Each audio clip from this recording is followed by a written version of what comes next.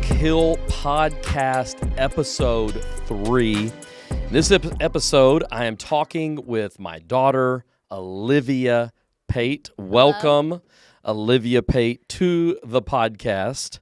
Olivia is offended that she said I would rephrase it how you phrased it. I'm offended that I'm not at the peak of this thing, that I'm like at the groundbreaking episodes. Kind of offended about that, but just have to get over that. Slightly, I have raised a bougie daughter. Apparently, I blame that on Lisa. That is not my fault. But Olivia's going to be hanging out with us today. And Liv, you've been an AC the last couple of years at Brookhill at Turkey Day. You were a senior counselor of a cabin. You've been born and raised right here at Brookhill.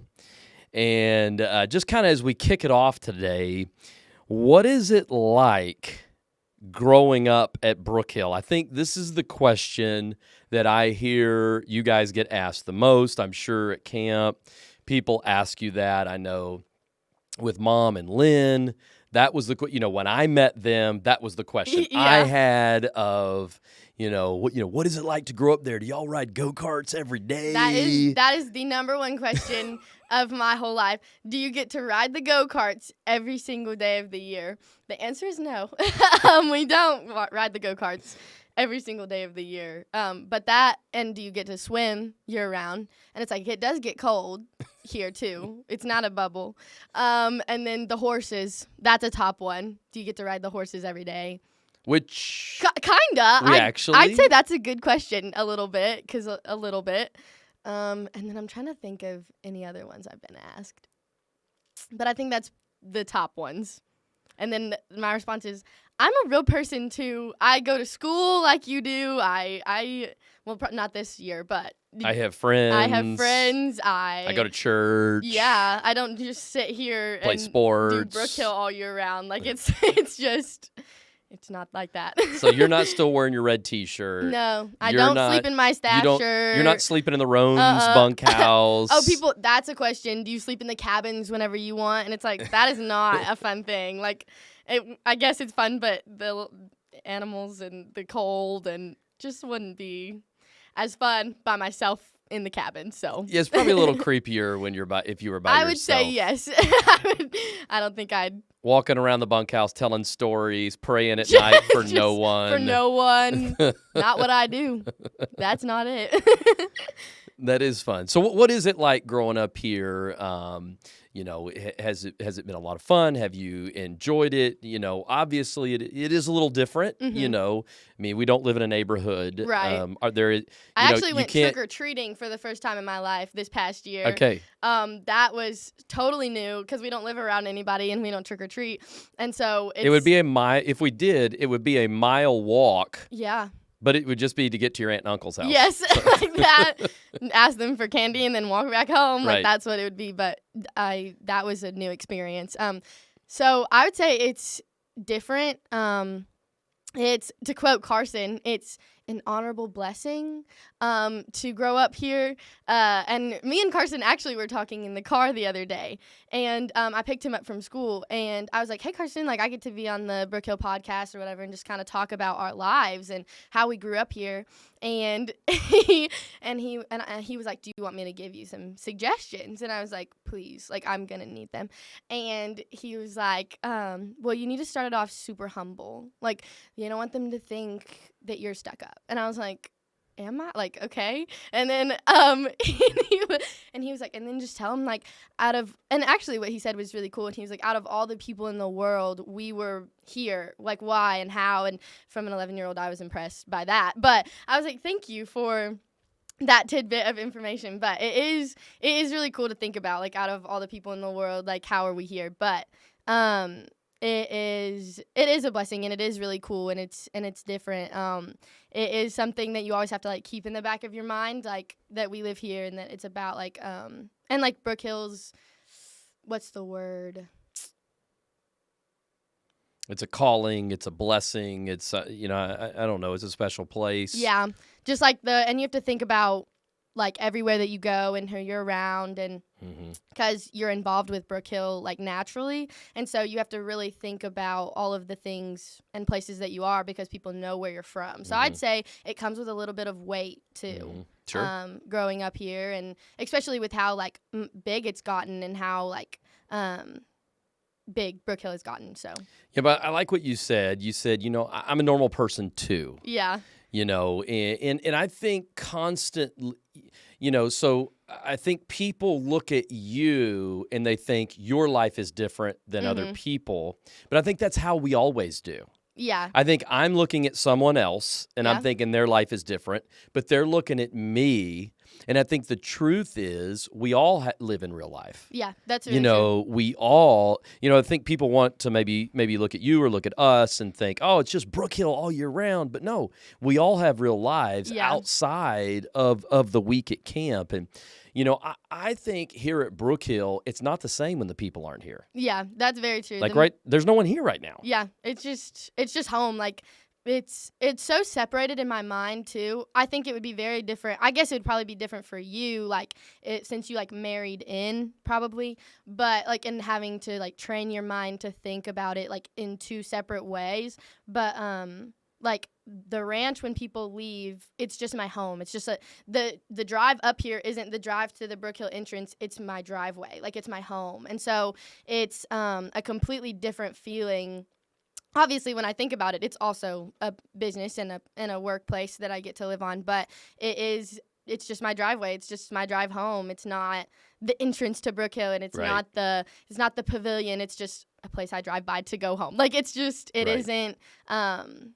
And it is cool to drive up and think like, oh, there have been so many kids, or there are going to be so many kids here, and that's a cool thought. But I guess for you, it's probably different, like to grow up and learn like, oh, this part of the year it's just my driveway, it's just my home, and then this part of the year it's my workplace and it's a ministry. And so I think that's cool, and like to think about different people like that too in your life, like how I think of you kind of too, like you're David my father, and then you are David my boss, and then you are David my coach, and then you are David, like you are so many different things. And I think I look at the ranch like that too, in a sense of like it is different things at different times in my life. So no, it's really good. I was riding, I think with my dad, they had come up to visit, and we were driving up to the house, and he said, it's hard to believe that you were living up there at that house when we drove by it to drop you off for summer camp. And I was like, yeah, so he definitely has those eyes as he was looking at it. But, as I think of Brookhill, it's not the land that makes the camp or Brookhill. That's true. It's the culture. Yeah. It's the way people treat each other. People, when they get here to camp, there's an expectation that I'm going to be loved. There's an expectation that I'm going to be connected with. There's an expectation that, I'm going to get to spend some time with Jesus. Yeah. And I think that's what people think of. Yeah. And obviously, because they physically drive here, right, that's what they think of. And, I think that's something that for some reason we've reserved for here, but I think it's something that can be created in anywhere. Yeah, no, that's very true. That you get a group of people on the same page to go in that. Steve and I were talking in the last episode about build your own Brookhill. It's something Hetty just drilled into us. I think that's something Steve is trying to do, but I really think that is what it is all about. So let's take a turn here. So, our relationship, father-daughter, is perfect. Perfection. You've never, ever been frustrated with me, Not ever. right? Never. Doing homework at night. I mean, we live here at Brookhill. There's no problems. Perfection. I've never made you cry. Never. Not one time in my life. No buckets of tears shed. No, I've not been the perfect dad. I don't think there is such thing. Well, the father up above is perfect. Yes. But, I've made you cry a few times. Once. I think of once, maybe twice, half a time. Yeah. And of course you've been the perfect daughter. Oh, that is most definitely for sure. Like, no doubt about it. Yeah. If we've ever had friction, it's been on you. Definitely not me. That's right.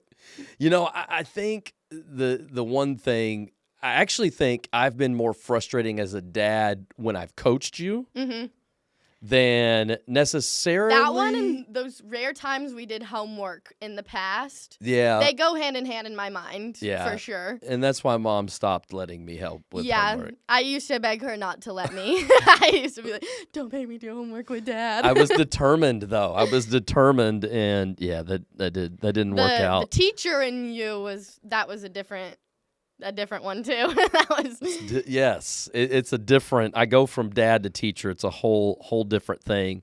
I remember I remember, in coaching you in basketball, it was like, because you were always on the bench. I think you had been on the bench since like you were in the second grade. Yeah. And so I think it was like, well, you've been sitting over there all this time. Yeah. You ought to know more than everybody else. So I expect more out of you. And so I think you were like 3 foot tall and girls were 5'5" guarding you. And I was like, don't turn the ball over, You were so mad. And I was like, it's physically impossible. Like, I was like, it is physically impossible to do that. And you were so mad. But I was trying to like create this like beast. I wanted you to go to beast mode when you were on the court. And I think all I did was make you cry. Yeah. And then you'd tell me to stop crying, and then that would get worse. Yeah. Like, I just have memories of every time I cry, you being like, stop crying, and then it made it worse. So then I'd cry more, and I'd just get mad. Like, I was like, I have to turn this into something. So I just turned it into anger, and then it was just a thing. But those are fun memories. Totally. The best ones. Yeah, it made Mom not want to go to the games and not let. Yeah, she has probably more trauma about it than we do. She does. The one that I remember the most was actually last year, and it was at that tournament we went to, and like I had this talk with the team about leadership. Oh yeah. And this one actually was probably the only one that wasn't my fault. It was probably literally the only one that wasn't my fault. 50-50. And so you walk away like bawling, crying, and Mom comes up to me and she says, "What did you say to her?" And I was like, I have no idea what you're talking about. I literally did not say anything.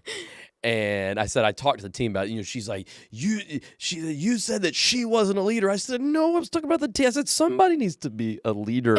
But I was like, I took that a little too personally. Yes, you took that one a little too personally, which I've learned why that was.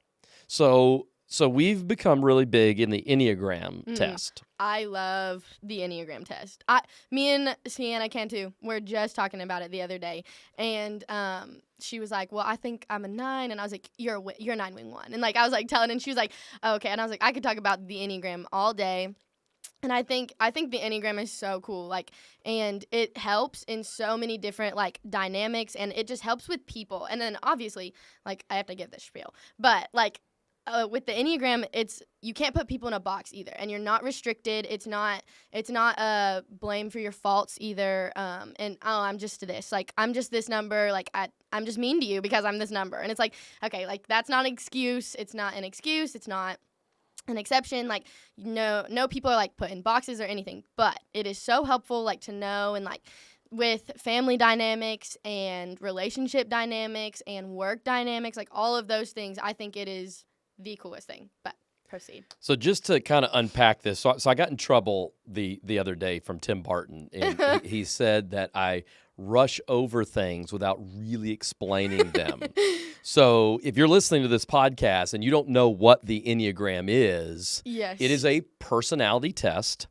But it's like the personality test on steroids. It's like, because it's 9 personality types. Whereas, some of the personality tests are like, choleric, sanguine, melancholy, phlegmatic, and it's like the 4. And I always think, oh, well, I fall in one of those. But this, I literally, as I read it, it's like, oh my gosh, did they write that because of me? Yes, no, it's almost scary how well, it's like, oh my gosh, I do think like that. Like I followed this Enneagram Instagram thing. Yes. And it did the other day, and it was like how Christmas presents are packaged by this number.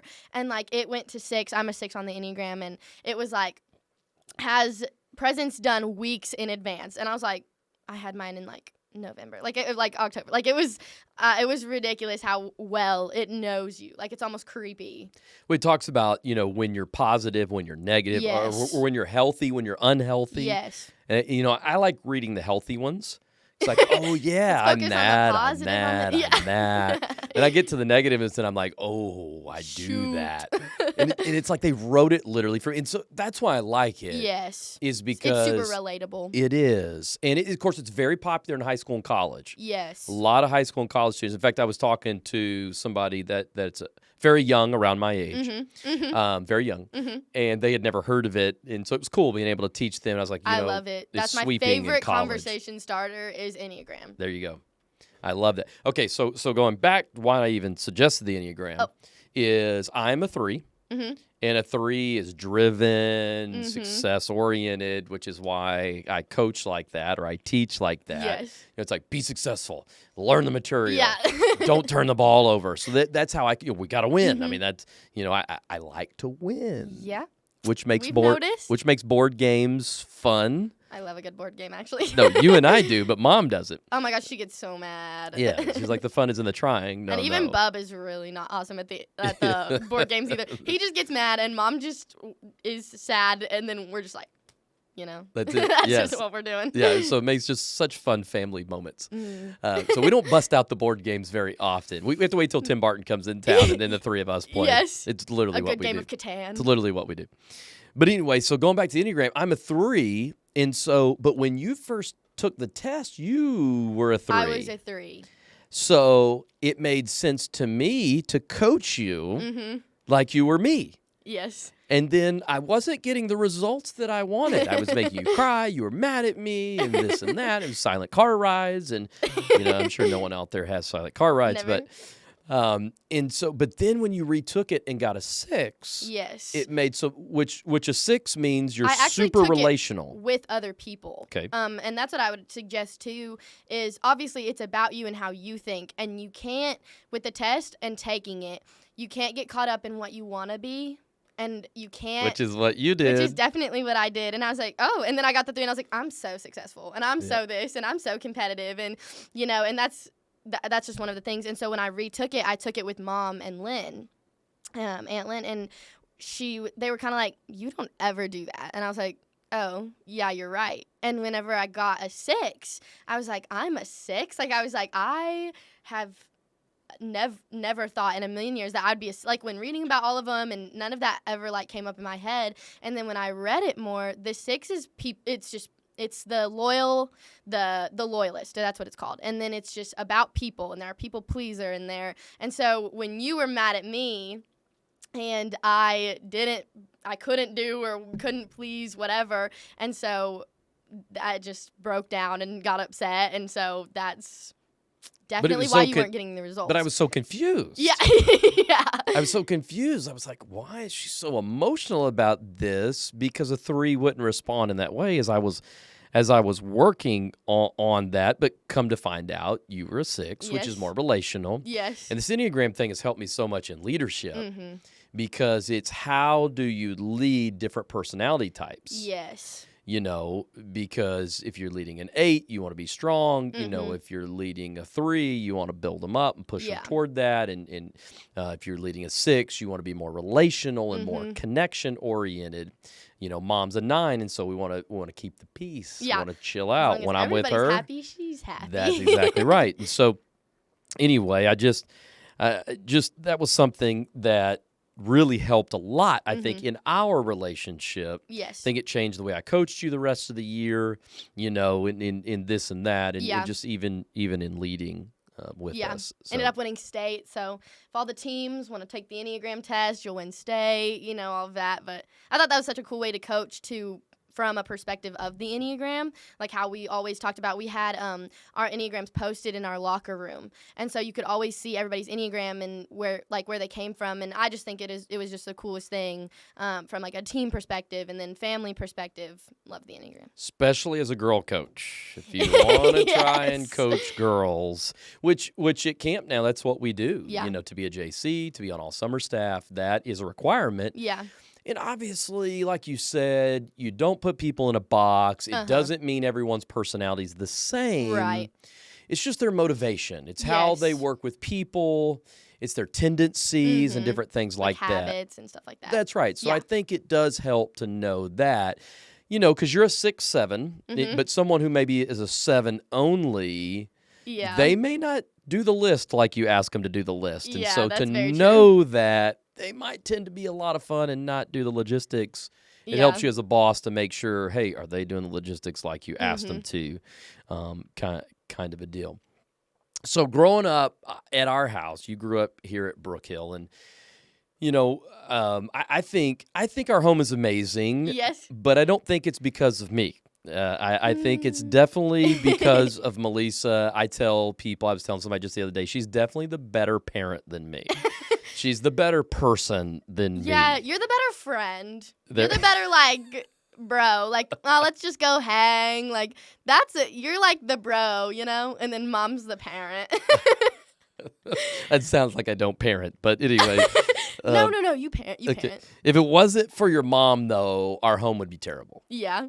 Bottom line, Yeah. it would be terrible. She's the one that's like, hey, we got this thing called Christmas coming up. Yeah. She's shopping for We would gifts. have no presents. They would all come in after Christmas if you were in charge. You would have about 2 presents each, and they would get in on January 1st. Yeah, and you'd be like, "Aren't these solid?" And just be tragic. There would be no decorations. There would be birthday no. parties would be like, oh yeah, you had a birthday. We got work to do. Congrats. Yeah, that was great. Let's post on social media about it or something.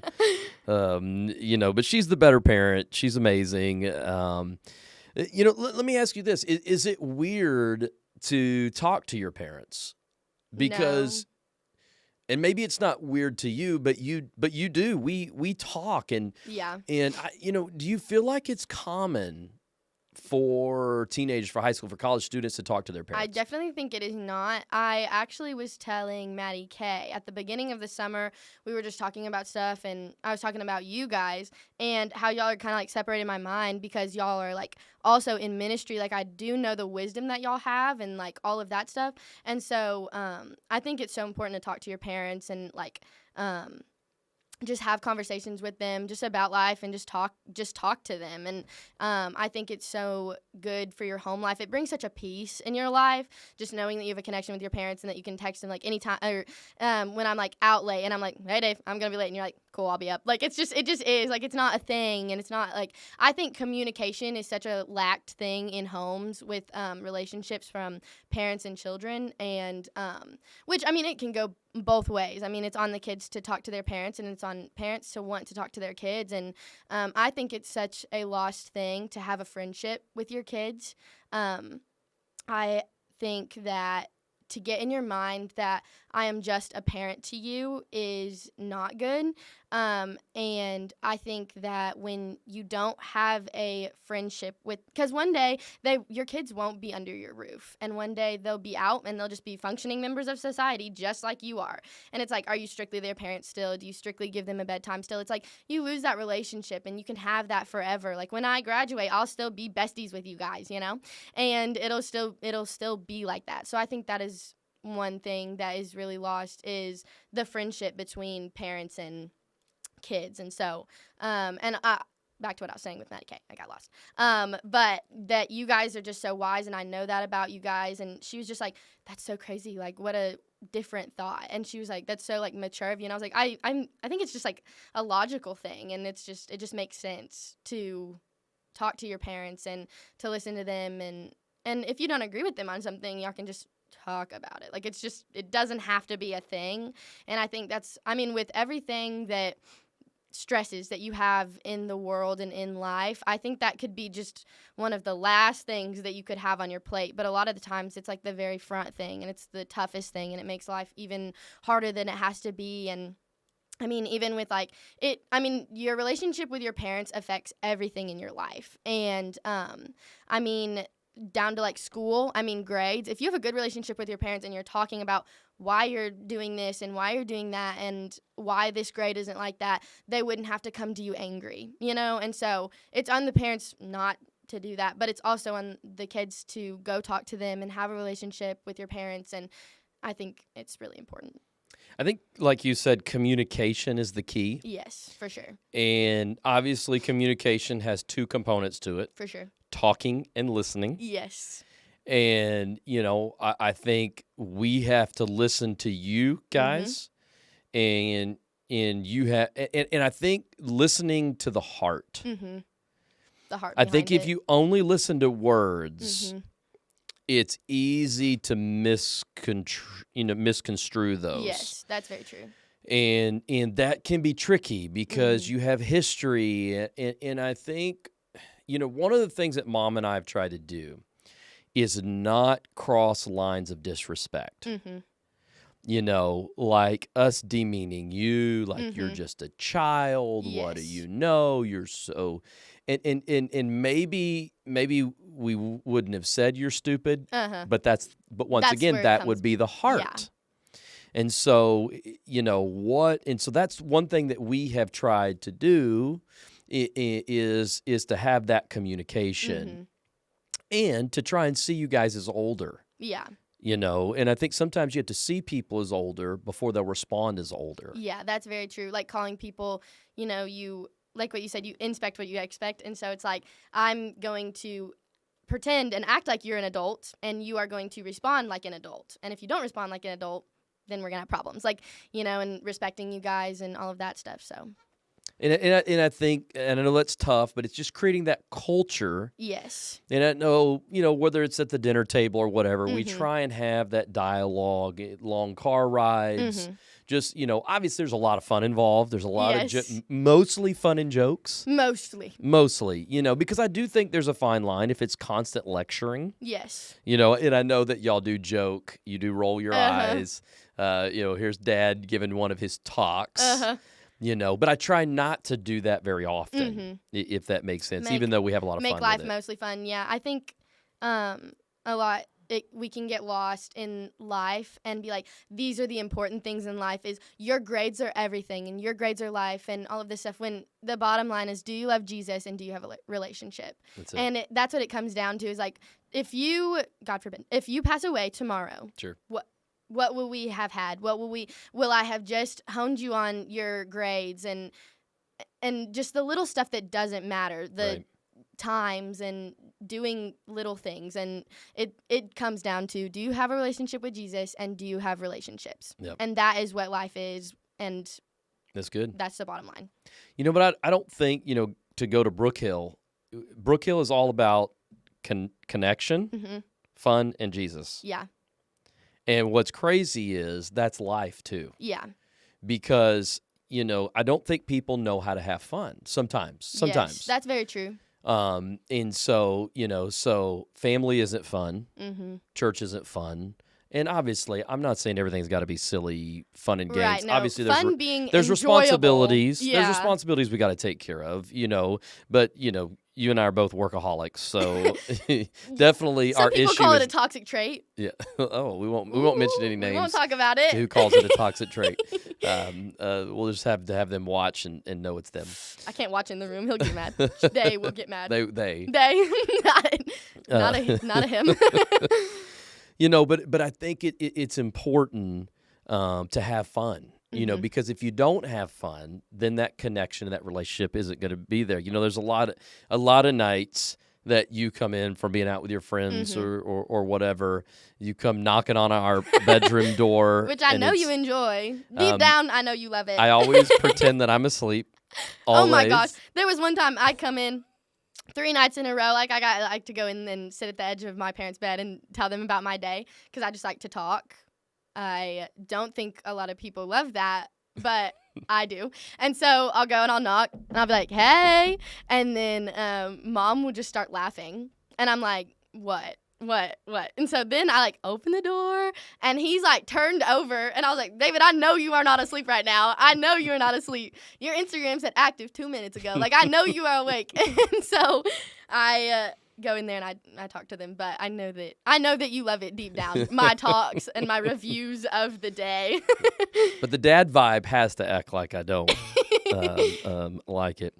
Our parenting style is probably is a little different than some, and the Very different. The concept is and obviously comes from your grandfather, Tim. I mean, that Yes. was his philosophy of you discipline at a young age, you train in the middle ages, and then you coach Yes. in the later ages. And so definitely we see ourselves as on your sideline, but now you're in the game. Yeah. You're making these decisions. You're obviously letting us know, hey, here's the play I'm looking to run. And Yeah. as a coach, we're like, you know what, I think that's great. Or you Yeah. might want to call play 2 or Yeah. play 3, or maybe play 8 on this one. Keep going. But do you think it's more difficult to have the freedom of this style to where you have this weight on your shoulders of making decisions? Can that be more difficult than the more controlling style? What do you think? So, like, with parenting and with friends, I'd be so confused when when parents would take away my friends' phones. And I was like, what? Like, what's grounded? Like, I still to this day probably couldn't understand what grounded means. Like, so can you leave? Like, can you eat? Like, I still don't know. I still don't understand the whole grounded concept or taking of the phone. But with you guys, I always had so much more respect in a sense. And I don't know if that's just me being a rule follower and I don't know, having some sort of like inner rule loving. Like, I don't know that I love like rules necessarily, but I like guidelines. And so to have those and you guys kind of being a little bit more hands off was kind of freaks me out a little bit. And it gave me such a respect for you guys of like, oh, like all my other friends are doing this, but you guys just have like a trust and a respect in me. And so I think that did more for me than taking away my phone or punishing me or even giving like curfew. Like I know like what a reasonable time to get home is, and I get to learn. Like I feel like I have learned just so much from having the freedom. Like I feel like I will be such a capable adult when I am in the world, and like I don't have to worry about learning those skills when I leave home, because I feel like I would get so lost and confused. And so having the boundary of like I'm home but learning to be an adult has been such an incredible concept, and I feel like that grew me more as a person than having it the other way, for sure. But I think that's such a Brookhill concept. Yes. I just Brookhill changed my life. Yeah. And at camp, we don't punish the campers. Hetty would talk about to call it out of them. I could see her hands doing this where you call, you call it out of them. You call them to a higher, you call them to a higher place. She would say it's in them. You got to bring it out of them. And she'd get real close. Yeah, she would. She'd get the fro going. But it's so true. She'd call greatness out of me. And so, trying to take these principles that obviously work at camp. And, we would say to him, hey, that's not what a woman does, not what a man does. And we would call that greatness out of them. And I think in parenting, it's the same way. In go-karts, we would pull them off the go-karts and say, hey, come over here. Hey, listen, you can't do that. Yeah. And so, yeah, I think it's the same style that we've tried to take with you guys. And it's funny because at Brookhill, there's so many rules. Yeah. But yet, because we major on relationship. I love this quote. I heard it from Josh McDowell. I don't know who else may have said it, but rules without relationship breed rebellion. Yes. And to have that relationship, obviously, what Mom and I expect out of you. And it's that relationship. But see, it's like any relationship. Melissa and I have a relationship. Mom and I have a relationship. And she expects things out of me. I expect things out of her. But it's not rules. It's a relationship that changes behavior, which, my goodness, forget Brookhill. That's Jesus. Yes. It's our relationship with Christ that should change our behavior, not legalism, not rules in the Bible. That's it's this is who he is. I mean, it's weird how it's all full circle. Yeah, that's so true. But it's so the same. Well, and I would even say, like, when looking at people, just like as people, like parent to child, that no person really just truly wants to be a failure. Nobody is driving past a homeless person on the side of the road and said, I want to be that. Like, I want to be them. Like, everybody in some form or another strives for greatness. And so when you just continue to bash people and when they make the wrong decision, that's not that was just because they did. And all people sin and make wrong decisions, but it's not what they truly want for themselves. And so most of the time in kids, when you just beat a dead horse of grades or whatever, it's like, but they're trying in their own way to be a success. And so encouragement is the best. How do you find those glimpses and call that, and that's what Hetty talked about. Mm-hmm. She would always say there's a reason. Yes. There's a reason they're acting the way they are. There's a reason they're doing. And so how can you find those little glimpses Yes. and call it out of That's them? so true. And I think that is the key. And I think it's so easy to want somebody to be the finished product. Yes. Right? I want you to be 25 right now. Mm-hmm. Okay, well, I'm not 25. Yeah. And so how do I encourage, Mm-hmm. you discourage some things and encourage Yes. others? And that it's communication, listening. Mm-hmm. I mean, that's what we've been talking about. So the Brookhill obviously been around a while. 1964 is Mm-hmm. when it started. It has such a legacy. Mm-hmm. It has such a legacy. And your great-grandmother started this thing in 1964. Mom and Lynn, Melissa and Lindley are third generation continuing the legacy of Brookhill. And I didn't grow up here. Mm-hmm. So, I don't know that I have the pressure. I mean, I have the pressure of I want Brookhill to be amazing Mm-hmm. because it was amazing for me, Yeah. right? I was that third grade kid from Houston, Texas that came up here, homesick the first year, but after that I got over it, Mm-hmm. grew me up, changed my life, just incredible. But so I feel the pressure of it being good from that standpoint, but Mhm. I don't feel the pressure of my great grandmother started this, Yeah. and then on down the line to my parents are continuing this vision. Do you ever feel pressure or expectations because you're Hetty's great granddaughter or David and Melissa's Mhm. kid? Is that something you carry? I mean, you alluded to that earlier. What do you ever feel that to I would continue the say- whatever? I would say in a way, because I grew up here, I would say it's a normal for me. So I personally don't think I've ever felt like, oh my gosh, like a pressure necessarily.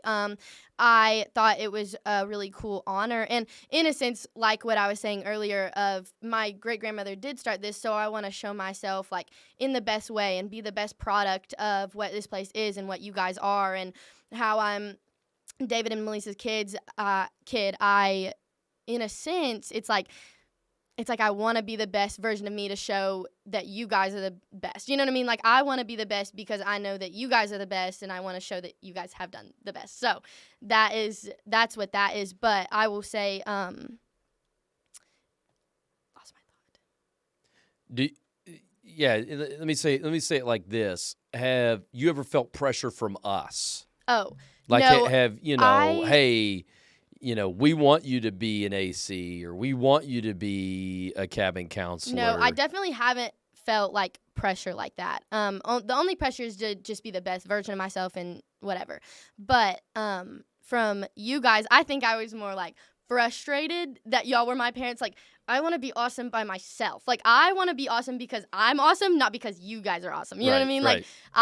Like, oh, you're David's kid? No, I'm Olivia. Like, I am not David Pate's kid. I am me, and you're going to love me for myself. Like, that was probably, I think, more frustration from my side of things was just being like, I'm awesome, and I want you to know that I'm awesome, and not they're awesome, I'm awesome. Like, that's it. I think it was more frustrating than anything. You come by that honestly, by the way, because that's the way Melissa and I have always acted or felt. I'm not associated with anybody. This is about what God's called me to do. It's about me. That's right. I'm doing my calling. But, I've noticed that, with things like staff parking, you're going to park your car in staff parking, not over at the house. Uh-huh. Or, you're going to, yeah. wash clothes with the staff or whatever it might be. I've definitely noticed that. So I think that is funny. I never do think about it. I'm sure people do talk to you, hey, David Pate is your dad Mm-hmm. or whatever. I never think about it, but for you, that could be an issue. Has that ever been an issue? Do you feel like you're in this, I don't know, microscope, like people are really looking No, at yeah, you. microscope definitely. Again, the microscope, that's a better way to put it than I've even been talking about. But being extra careful with what I post and what I listen to and what I say and who I'm around and what I'm doing. And so I think under a microscope in a sense. But I always thought that was just so cool and like an honor. Like Carson was saying, like it's an honor to be put that way and to be called to that. And I think so many people I am sad for so many people that they aren't always called to such a higher standard because I think it's sometimes pressure, sometimes it feels like pressure, but most of the time I just think it's just cool and just a part of life.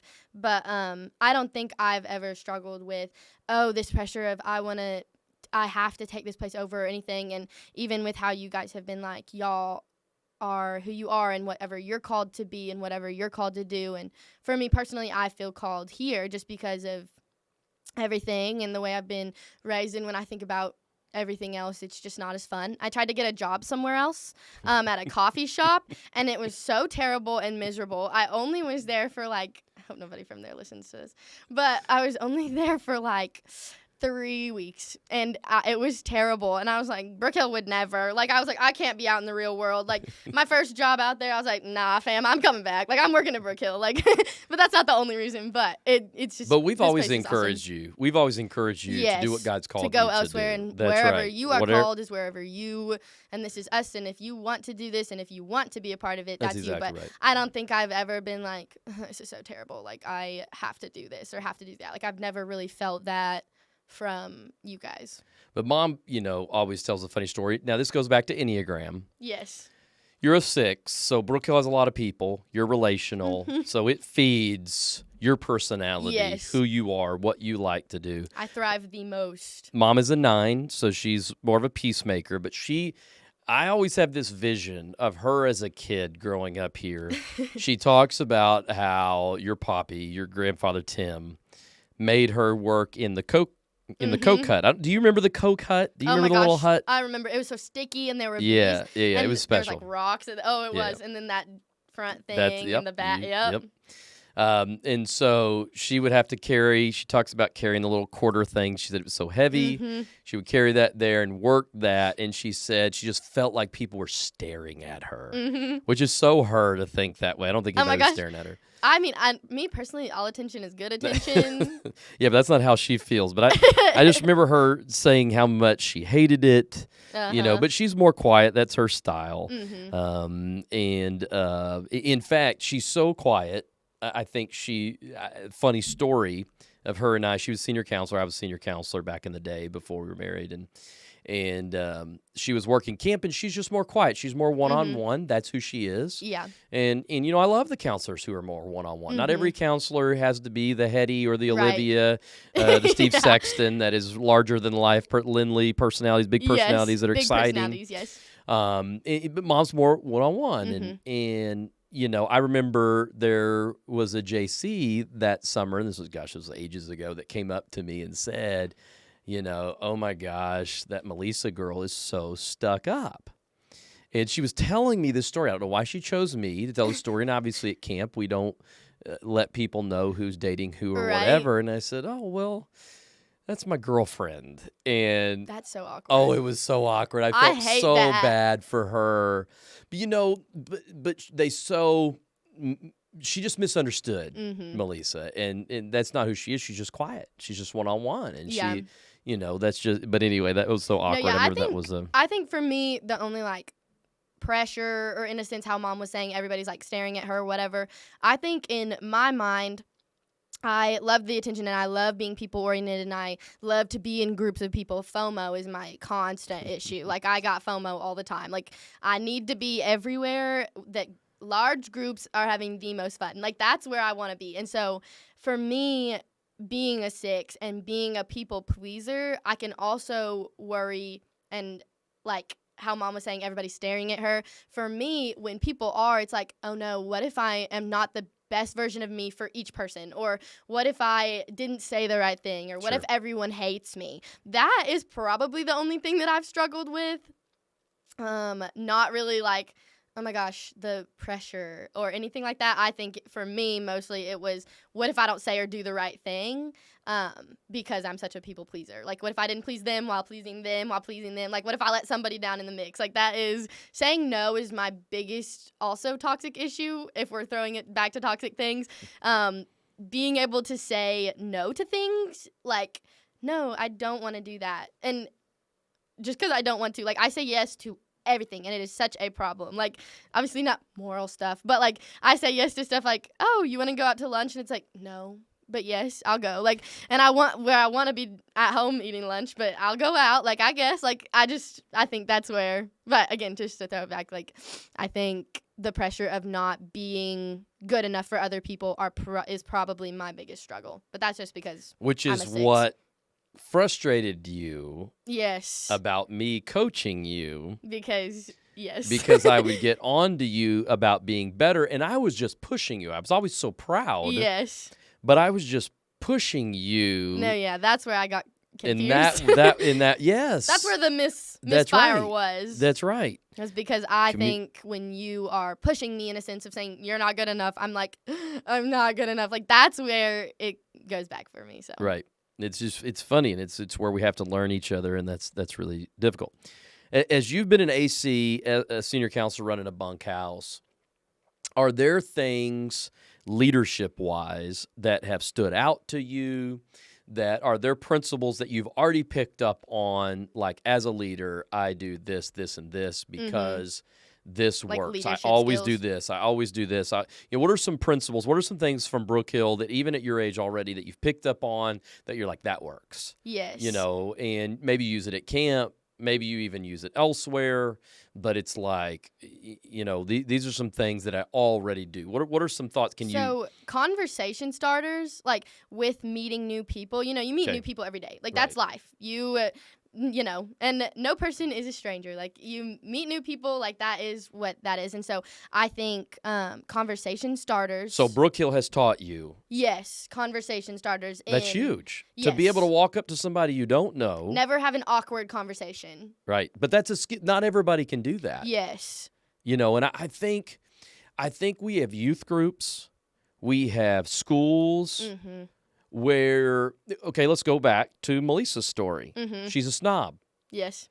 Or she just didn't have a lot of conversation starters, right? She Mhm. didn't go up to people. It wasn't her Didn't have that skill personality, yet, or yeah. didn't have that skill yet, or whatever. Mm-hmm. And so how many youth groups, everybody's there just stuck up? Yeah.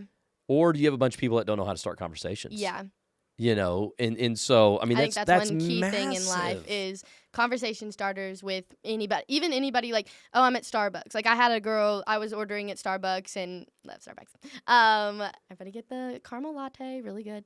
But I like drove up and she was like, it'll be a minute. And I was like, okay, perfect. And like, just like complimenting somebody right off the bat. Like, compliments are so like, oh my gosh, I love your, and then boom, I even do that with my waitress the other day. I was like, oh my gosh, love your nails. Like, I love getting my nails done too. And she like, I saw her like stare at me for a minute and she was like, I love your phone case. And I was like, you were looking for something to compliment me back. Like, I was like, that was so sweet of you. But like, just little things of like compliments or but you do that on purpose. Yes. And like, then she's talking to me and then we are in Leadership. conversation. And so I think leading conversations, which also can help in like life situations when it's like, oh shoot, like this conversation is going somewhere where I don't really want to be, like even in friends. And it's like, and it's like, how do I steer this? And then it's just like, I immediately know how to steer a conversation in the complete opposite way without anybody noticing. Which is what you do in the bunkhouse. Yes. You see a conversation going this way, and you're like, okay, how can we talk about Hey, this? what's your favorite color? Like, it's That's just right. like a completely Learning different thing without even knowing. And then also I would, Instead of don't do that. yes, stop. Don't do that. No. Like No. that. Don't do that. Yeah. But the reason we say those things, stop, don't do that, and I'm Mhm. not saying that there's not moments Right. Where you have to say, please that stop. we don't have to do a life lesson. Mm-hmm. I get that. But not everything has to be a life lesson. Not Right. everything has to be don't. But that's a Brookhill. That's a heady concept. That's you don't even And I realize. guess that's been formed in my personality too, like just being like not able to say no either. Like instead of being like, no, I don't want to be in this conversation, or just let's steer it a different way. Like let's do this the nicest way. And so I think that's one of the ways is conversation and conversation starters, and that's just a part of life. And I think that's so key in life is to be able to just talk to anyone and have a conversation with anybody and be relatable to them where they're at. I think that's a lot of being really caring about them. Like what's important to them. Genuinely like caring about them and what they like and who they are, and just being able to, okay, tell me about that. Like conversations. I think that was one of the top ones for me. But you could lead anybody if you can do that. You can lead any personality instead of, well, I only get along with them. I only get along with this type of a person. Yes. I think that's super good. Another thing I heard you talk about the other day was how it's in the setup. I think you're big on the setup. Talk a little bit about that. Yes. So in the cabin at Turkey Day, they're older. And so I was like, how do you set up a group of older people? Like, so personally, actually, I've always stayed at our house with a group of people because it's always been overflowing at Turkey Day. And so I've always stayed with a group of people at our house. And I was like, I've never been in a cabin at Turkey Day. Awesome. I don't know how this goes at all. So I just went at it from a camp standpoint and just being like, all right, here's what we're gonna do. And then when I talked to the other people, they were like, we don't do that. And I was like, oh, okay, cool. Like, what's the harm in a good setup, right? Like, who doesn't love that? And then we had a power issue, and then I was able to then set them up again. And it's just there is so much setup in everything. And I would even say setup in I'm fixing to go to youth group. Okay, here's what I'm gonna do. Here's what, and being super learning schedule and all of that stuff. And even with a group of people, setting up kind of how the day's gonna go. You just learn in life. You set yourself up. Yes. And I've learned so much self setup, as you were saying, too, in this is what I'm gonna do, and I can't, before I leave the house, I remember my keys, my wallet, my purse, all of those things. And being responsible, that's a completely other thing that camp has taught me, of being responsible of your area or your stuff, or just being organized, even without thinking about it. Cabin cleanup's real, it's a thing. And so having to keep your stuff all neat while it being on such a time crunch, and all of this, you just learn so much important key things in life. So, well, going back to the setup, I know because Mom was the better parent. She was always setting you guys up. So we had camp even in the house where she would be like, "All right, tonight we are about to go into this person's house." Yes. And here's what you're going to do. Here's what you're not going to do. And I would totally look at her, and I was like, she's a camp counselor. Yes. Setting up the kids. Yes, her own children. Her own children. They were her campers. And she was like, all right, if you get a duplicate gift at this Christmas party, you will say thank you, and you will act like you don't have one. Those, yes. But that's just like we got Christmas Serenade. Parties. Yes. It's almost like we had Serenade coming up tonight. RIP Serenade. We don't do that. But, yeah, but we have evening activity tonight. It's going to be awesome. Or we have, this or that. Carnival night, and it's going to be awesome. No, yeah, from a parent being parented from a setup standpoint is been amazing too. Just being prepared. There's so much peace in being prepared for things, and how she would turn around. I can see it now. Her being completely turned around in the car, facing us, looking us directly in the eye, saying, if you do this, I will spank you when you come out here. It's over. That's it for you. And it's just all of the things that, and from a child, it was kind of scary because I was like, oh my gosh. And all I remember from you is us being in public and you just looking at us going, please be normal. Be normal. Be normal. That is the line from you of my childhood that I remember the most. Mom would set us up and be like, this is what you're gonna do. This is it. And then you would just look at us and go, be normal. And it'd be like, oh my God, I'm so sorry. I'm not being normal right now. Don't be weird. Don't be weird. Don't be normal. My big speech. Don't be weird. That's why I wasn't the better parent. That yes, that and was so all I knew how to say. Being set up from a parental, from a child being parented standpoint, it's it's so peaceful and relieving, and just to know what you are being expected of, as a kid, even from parents, going back to parents and grades, I expect you to get these grades, And it's like, okay, well, and then the communication of, I can't do that, but I can do this. And like just meeting in the middle. I actually, Jason's wife, I babysat for Jason and Sydney the other day. And we were just talking about relationships, and this can even be used in a parent-child standpoint to relationship too. But just the way I was telling her, I was like, this is going to sound really bad on me. I was like, I want to win every conversation. And I was like, we keep talking. I was talking about like from a relationship, like me being in a relationship. And I was like, he just doesn't understand that I'm right. And I was like, he won't give in, and fights don't stop. Like, I was like, how do I do that? And she said something that I will keep in my mind forever, just being a super competitive, I must win kind of a person. But in relationships with people... Which I don't know where you get that from, but anyway. I don't either. But in relationships with people, it's... winning isn't the important thing. And I feel like a lot of times we have been taught, and it's been like engraved in our minds that once you win, that's like when you win a conversation, that's it. But everybody's thinking that. You're thinking you're going to win. I'm thinking I'm going to win. And so it's just conflict. And so when she told me that you have to find a place where you're each willing to give in this much. Mm-hmm. And when you both give in this much, you meet in this perfect spot of where you're both in a perfect understanding. And I just thought that was the coolest thing to have, is from that standpoint of like the setup and the meet and all of that stuff. Like when you guys tell me like this and I tell you that, and here's where we're going to meet, like here's where we're willing to meet, and you want to win this conversation and I want to win that conversation, but this is where I'm willing to meet you. Well, I think a way to kind of define that would be what actually is a win. Mm-hmm. That's good. Is a win if I get my way and you don't get your way? Is that a win? Yeah. I think that's a win if we were playing basketball against each other.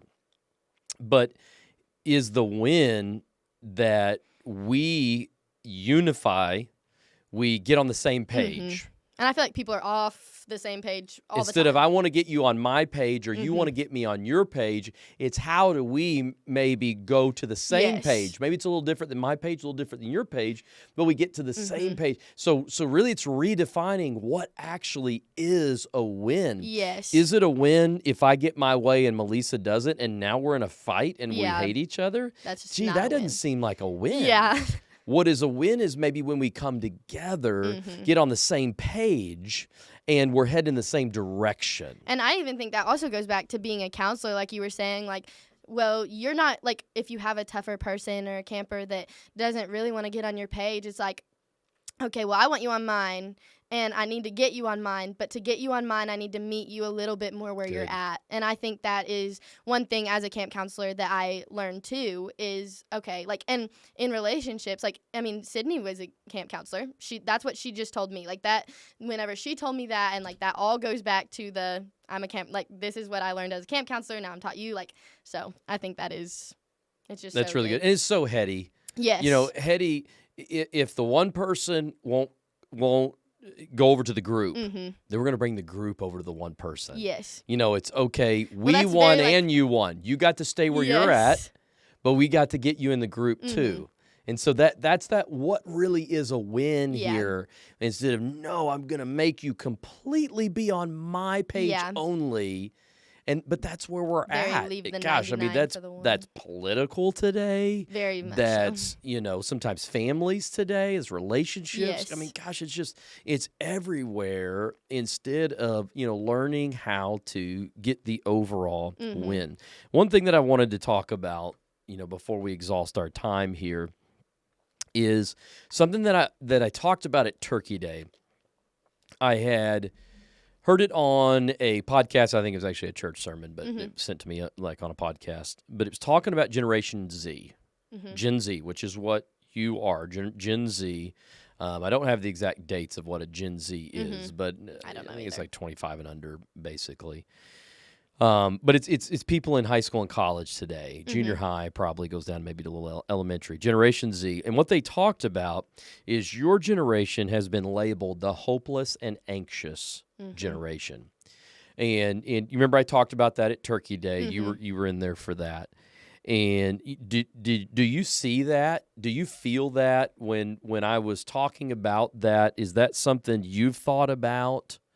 Is that something you see in other people? Maybe it's not your life personally, but is it something that you see out there that people are dealing with as you're leading Gen Z? In a way, yes. How it's just so tough because it, like with the phones and being able to hide like behind the phones, and I like not having a person to person like conversations, and everybody just fighting and nobody willing to give in, and I see that in a sense of like that. But I don't think, me personally, I like to hang around really like successful people, and so I don't think my crowd necessarily would be dealing with that, but I can see that. But I think we were born to be relational. Yes. And obviously camp is 100% relational. Yes. And I don't know, but like you said, I think the phones. Yes. And I think we think because I'm talking to someone on a device that I am connecting with them. And I'm not saying that is bad at all. Yes. I just don't think there's any substitute for face-to-face Yes. So connection. So even on the phones, there is nothing like having a face-to-face conversation or anything like that. Obviously, like texting and the phone isn't bad. Like I love my phone, whatever. Sure. But with my long-distance friends, so I have a friend that lives in Virginia and a friend that lives in Oklahoma. And actually, I saw Mom talking to her friends from there. Their moms are friends with my mom, and they do this thing called Marco Polo. And I was like, what an old lady app. Like, I was like, no, I will never. But then I went to hang out with them, and it just doesn't work to go on any other, like, it just doesn't work. Like, sending a text message it's just not the same. And you just can't do that all day and every day, and there's nothing like a face-to-face, like, conversation. And Marco Polo, it's like the whole screen is your face, and you get to talk to them, and then they get to take over the screen, and then they get to talk to you. And it's kind of like Snapchat in a sense of, like, you can record and then you send. And so, but like the whole screen is your face. And when I started doing that, I instantly felt closer to them because I could see their face. Sure. And even though it was over the phone, we were still having a somewhat face-to-face conversation. And so I could see that even with something like that, and even more so whenever I get with them in person. It's just not the same as Marco Polo, but I still get to talk to them and have that somewhat face-to-face conversation and relationship. So I can see how our generation can hide behind. And I think anxiousness, that part of our generation comes from being able to hide from a phone. Like, why is going into youth groups so, like, paralyzing, or why is going into school so scary? Because you get to hide behind something and you don't get to show your face. And so, like, walking into groups of people, and, like, a lot of people, it's just like a muscle. Like, your social life is just like a muscle too. Like, the more you work it out and the more you get into conversations and the more you talk to people and just the more that you do it, the more, like, the bigger that muscle gets. And so, like, it's the same with working out. I'm a workout person myself. Mm-hmm. Yeah. Mm-hmm. And those 2-pound weights, the more you lift them, the more those muscles grow. But it's the same with, like, socially. And I think our generation can struggle with anxieties because, oh my gosh, I haven't worked out that muscle. Like, I couldn't do a push-up right now to save my life.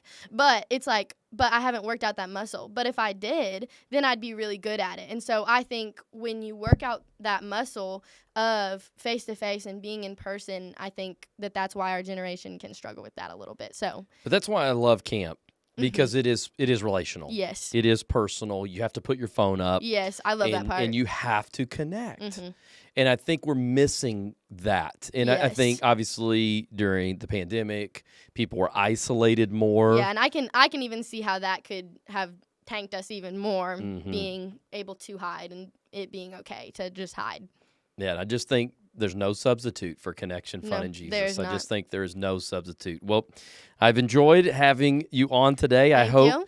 A conversation between dad and daughter. I hope that was a lot of fun for people here today. I apologize that we did not have you on this when it was at the peak. I'll still be offended, but whatever. You were pointing out things in this room that needed to change and get better, which probably will on future podcasts. I'm going to be so offended. I'm going to have to come back and just, like, sit here on one and be like, all right, now I'm here at the peak. Like, we're good. Well, in order to have you back, we'll have to see the ratings that people give you. We'll have to see the listens. Don't worry, I've already talked to my friends about yeah. posting and the listening. Guys, this will be the most listened to video. I'm not kidding.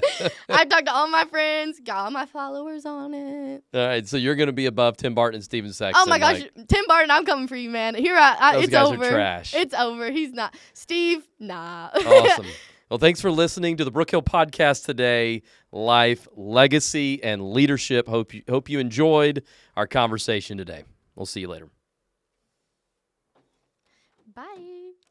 What do you think, Ty?